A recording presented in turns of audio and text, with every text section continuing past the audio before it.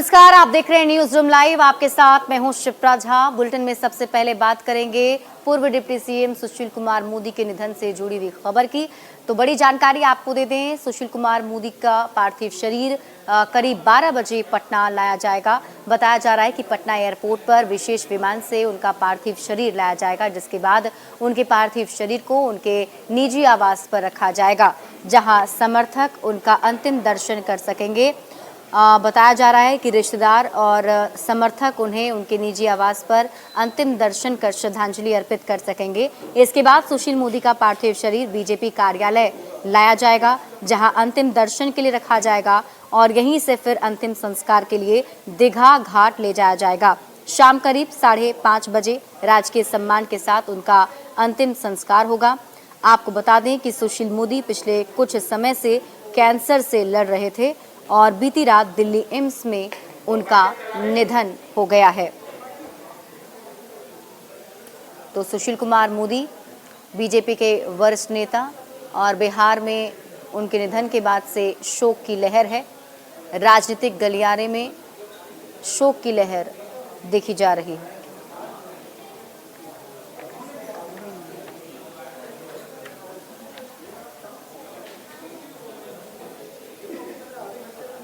और पूर्व deputy CM Sushil Kumar Modi के निधन के बाद से ही राजनीतिक गलियारे में शोक की लहर है। सम्राट चौधरी ने भी उन्हें याद करते हुए अपनी श्रद्धांजलि अर्पित की है। क्या कुछ उन्होंने कहा है, आपको दिखाते हैं। पूर्व उप मुख्यमंत्री सुशील कुमार मोदी जी का निधन हो गया और हमारे साथ प्रदेश अध्यक्ष सम्राट चौधरी जी हैं। सर, बड़ा दुखद खबर आई है। अत्यंत दुर्भाग्यपूर्ण है और जिस तरह का उनका अनुभव था और बिहार में एक लंबे समय से छात्र जीवन से लेकर विद्यार्थी परिषद से लेकर पूरी तरह पार्टी को सींचने वाले व्यक्ति हम लोगों के बीच में नहीं रहे। ये हम लोगों के लिए सबसे दुखद समाचारों में से एक। नेता के साथ साथ कार्यकर्ता अंतिम दिनों तक रहे हैं, चीज़ों को देखते रहे। आपने भी जो यात्रा शुरू की, उनसे जुड़ी हुई कोई यादें जो लगता है कि अपने संघर्ष का रास्ता उन्होंने सिखाया और जब वो मुख्य सचेतक बने, पार्टी के विरोधी दल के नेता बने, बिहार के लोगों से जुड़ने का काम किया, संघर्ष किया और संघर्ष करके राजनीति में मुद्दों को उठाना। सबसे बड़ी उनकी काबिलियत भी यही रही कि वो एक एक मुद्दों को, जमीन से जुड़े मुद्दों को, भ्रष्टाचार के मुद्दों को उठाने का काम वो करते रहे। सुशील कुमार मोदी जी का कितना योगदान है और उनसे क्या सीखा आपने? नहीं, पूरी तरह उनका जो मार्गदर्शन मिलता था और सलाह जो मिलता था वो पार्टी के हित में रहा और सब दिन पार्टी कैसे बढ़े इसकी चिंता वो प्रत्येक दिन करते थे। मुद्दे की राजनीति कैसे की जाती है वो उन्होंने तमाम लोगों को सीख दी है। कैमरा पर्सन अमित के साथ। सुशील मोदी के निधन के बाद बिहार में जितने भी नेता हैं वो उन्हें याद कर रहे हैं और अपनी श्रद्धांजलि अर्पित कर रहे हैं। क्या कुछ कहा है, आपको दिखाते हैं। मैं तो ये मानता हूँ कि अभी हाल तक भी मीडिया के साथ तो उनका इंटरेक्शन और विषयों पर प्रतिक्रिया देना उतनी कला किसी के पास नहीं थी। आज बीजेपी में कोई भी घटना घटे उस पर त्वरित प्रतिक्रिया देना, हम नहीं भी हैं तो कैसे वीडियो के माध्यम से या ट्वीट के माध्यम से अपनी चीज़ों को भेजना, अपना कमेंट और सामने वाले को निःशब्द करना, ये कला तो सुशील मोदी जी के पास ही थी। शायद आज के भाजपा में हम लोग तो नहीं देख रहे हैं। क्षति तो है ही, पार्टी को तो एक बड़ी क्षति है, क्योंकि आज के तिथि में आप देखें तो हम लोग के अभिभावक के रूप में काम करते थे, हमने अभिभावक खो दिया और बिहार की जनता की आवाज़ बन के सदा बोलने वाले नेता अगर खो गए तो जनता की क्षति तो निश्चित रूप से है। और ये क्षति की भरपाई कैसे होगी मुझे मालूम नहीं है, लेकिन मैं जरूर ईश्वर से प्रार्थना करूंगा कि उन्हें अपने श्री चरणों में अपना स्थान दे और उनके परिवार को दुख सहने की शक्ति दे। बाकी तो इतना है कि आप बताना कठिन है, अभी इस विषय पर ज़्यादा बोल नहीं सकता मैं, लेकिन मैंने कहा आपसे कि सुशील मोदी अनोखे व्यक्तित्व के मालिक थे। बेहतर प्रशासक, गहन अध्ययन करने वाला, तर्कपूर्ण ढंग से बात रखने वाला और लड़ाकू योद्धा, किसी चीज से भय नहीं। जय महाकाल। मेरी जानकारी में लाया गया कि अभी बिहार के पूर्व उप मुख्यमंत्री श्रीमान सुशील मोदी जी का कैंसर की बीमारी से निधन हुआ है। श्री मोदी जी का लंबा छात्र राजनीति से आज तक का सफर रहा है। मैं और वो साथ में विद्यार्थी में काम कर चुके हैं। मुझे अत्यंत निजी भी दुख है इस बात का कि उनका हमारे बीच में से जाना ये संगठन के लिए, प्रदेश के लिए, देश के लिए क्षति है। कैंसर से लंबे समय से आप जूझ भी रहे थे। अलग अलग समय पे अलग अलग भूमिका उनने बहुत अच्छे से उनके अच्छे कार्यकाल में निभाई है। विद्यार्थी परिषद के सक्रिय कार्यकर्ता, बाद में सक्रिय राजनीति में आए, कई दायित्वों का निर्वहन किया, सरकार के साथ मिलकर के मुख्यमंत्री बनकर के भूमिका भी निभाई। मैं शोक की इस घड़ी में पूरे परिवार के साथ हूं। मध्य प्रदेश सरकार की ओर से विनम्र श्रद्धांजलि अर्पित करता हूं। अभी भी ये विश्वास नहीं होता। मेरा और उनका बरसों पुराना रिश्ता था। 1974 में जब जेपी मूवमेंट प्रारंभ हुआ, जेपी आंदोलन शुरू हुआ, तब मैं भोपाल में एक स्कूल का प्रेसिडेंट था। तब से मैं उन्हें जानता था। कुशल प्रशासक के नाते बिहार के विकास में उनके योगदान को कोई भूल नहीं सकता।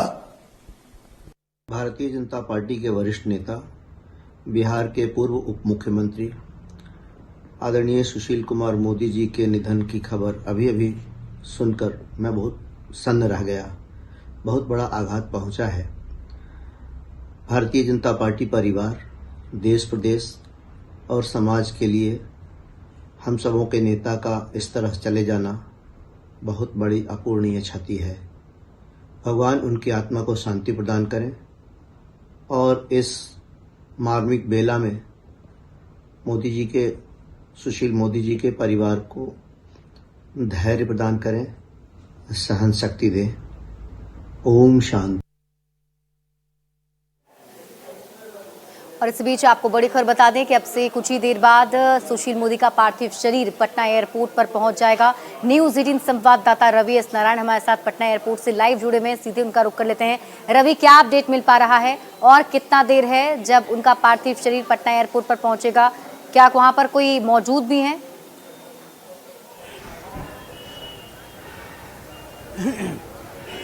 जी बिल्कुल। अभी तक जो जानकारियां मिल रही थी कि 12 बजे के लगभग जो है वो एयरपोर्ट पर उनका जो पार्थिव शरीर जो है वो पहुंचेगा, लेकिन दिल्ली से निकलने में थोड़ी देर हुई है और माना जा रहा है कि थोड़ा वक्त जो है वो और लग सकता है। 1 घंटे की डिले जो है वो हो सकती है यहाँ पार्थिव शरीर पहुँचने में। लेकिन यहाँ पे आप देखेंगे कि उससे पहले जो लोग हैं, बीजेपी के कार्यकर्ता हैं, उनके जो चाहने वाले हैं, तमाम लोग जो हैं वो एयरपोर्ट पर पहुँचे हैं अपने नेता को अंतिम श्रद्धांजलि देने के लिए, एक दर्शन के लिए। और यहाँ से एयरपोर्ट से पहुँच करके और सीधे जो है उनके राजेंद्र नगर जो आवास है वहाँ पर पार्थिव शरीर को ले जाया जाएगा। लेकिन जो लोग यहाँ पर पहुँच रहे हैं वो कैसे याद रखना चाहते हैं सुशील कुमार मोदी जी? ये हम लोग के लिए बहुत ही दुखद घटना है आज का।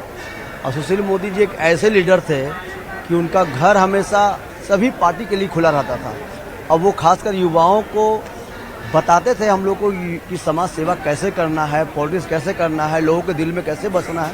वो हमारे गुरु थे, हम लोग के मार्गदर्शन थे। आपकी भी यादें जुड़ी होंगी उनके साथ? बहुत दिन से हम लोग समझिए कि बड़े भाई थे हम लोग के। बिहार के लिए और पार्टी के लिए, सभी पार्टी के लिए ये दुखद घटना है। बिहार के लिए हम पूरे बिहार की जनता की ओर से उनको श्रद्धांजलि देना चाहते हैं। जिस तरह से पार्टी में जो अपना भूमिका निभाया है, काम किया है, वैसा नेता बिहार में मिलेगा नहीं। जी बिल्कुल। और हर कोई ये कह रहा है कि वैसे लोग जो है वो मिलना मुश्किल है।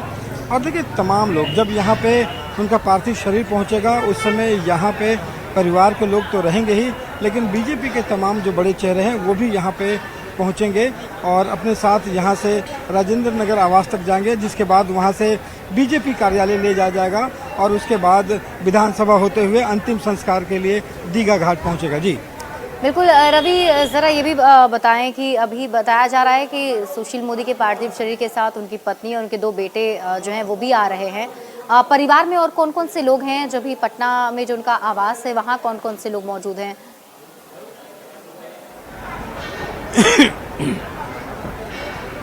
देखिए, सुशील कुमार मोदी के जो आवास है राजेंद्र नगर में स्थित है और यहाँ पे साथ साथ उनके एक ढंग से कहें कि जब भी वो राज्यसभा के रहे हों या एमएलसी रहे हों या बिहार में मंत्री के तौर पर रहे हों, उनका एक अपना आवास जो है सरकारी आवास मिलता रहा है।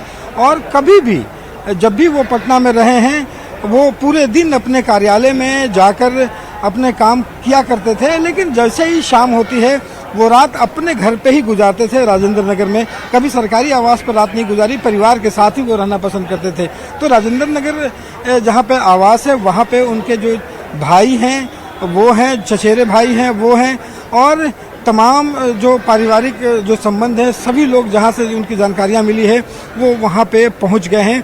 चूँकि 4 अप्रैल को जैसे ही ये सुशील मोदी ने ट्वीट कर ये जानकारी जब दी थी तो लोग अवाक रह गए थे, क्योंकि उससे पहले किसी को नहीं पता था। उन्होंने पहली बार खुद से जानकारी दी थी एक्स पर और ये बताया था कि कैंसर से पीड़ित हैं।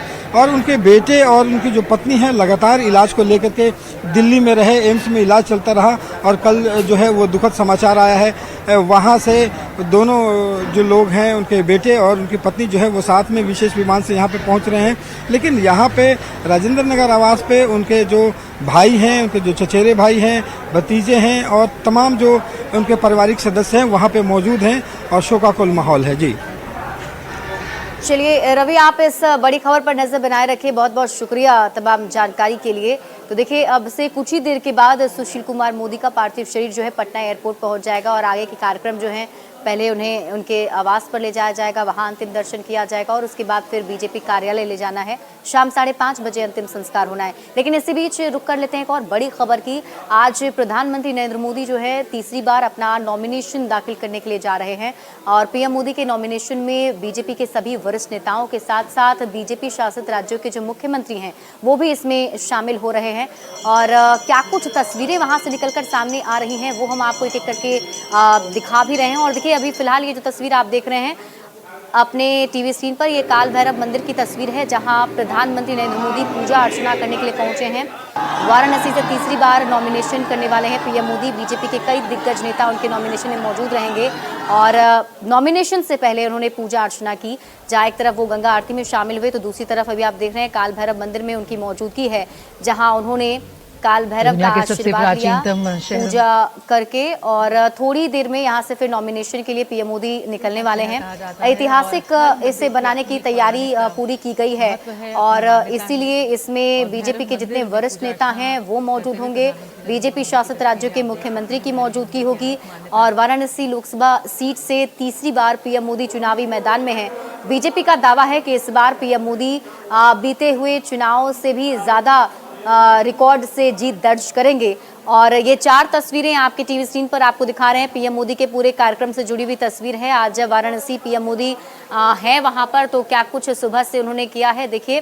सबसे पहले वो घाट पर पहुंचे थे, वहां उन्होंने पूजा की, फिर मां गंगा को उन्होंने फूल चढ़ाया, पीएम ने फिर जल अर्पित किया और गंगा आरती भी प्रधानमंत्री नरेंद्र मोदी ने सुबह सुबह सबसे पहले की।